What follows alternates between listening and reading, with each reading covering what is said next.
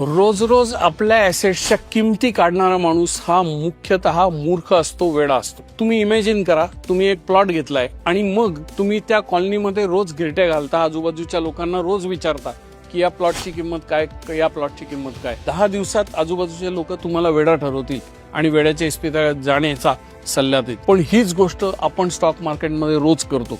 रोज TV screen समोर बसतो, Nifty किती झाला, सेन्सेक्स किती झाला, माझा पोर्टफोलिओ वाढला की कमी झाला, हे सातत्याने उद्योग आपले चालू असतात. असं करणारे लोक वेडे आहेत, कारण ह्यांनी तुमचा पोर्टफोलिओ वाढणार नाहीये. हा सगळा कार्यक्रम रोज रोज भाव बघण्याचा बंद करा. लॉंग टर्म साठी इन्व्हेस्ट करा, कारण तुमचा पोर्टफोलिओ हा साबणासारखा असतो. तुम्ही त्याला जेवढा वेळा हात लावाल तेवढा वेळा तो छोटा होत जाईल. त्यामुळे पोर्टफोलिओकडे बघू नका, प्रोसेसवर फोकस करा. लॉंग टर्म इन्व्हेस्टिंग मध्ये जो पैसा क्रिएट होईल तो दुसऱ्या कुठल्याही गोष्टीने क्रिएट होणार नाही. ओव्हर इन्फॉर्मेशन मुळे तुमची वाट लागणार आहे. सध्या मार्केटमध्ये जे काही चालू आहे ते चालू द्या, त्याच्यावर तुमचा अजिबात कंट्रोल नाही. तुमचं एकच काम आहे, ते म्हणजे सदा सर्व काळ इन्व्हेस्टमेंट करणे.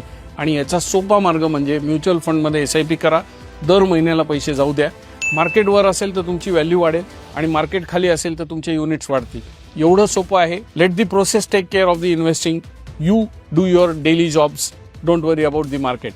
Eventually, you will make a lot of money.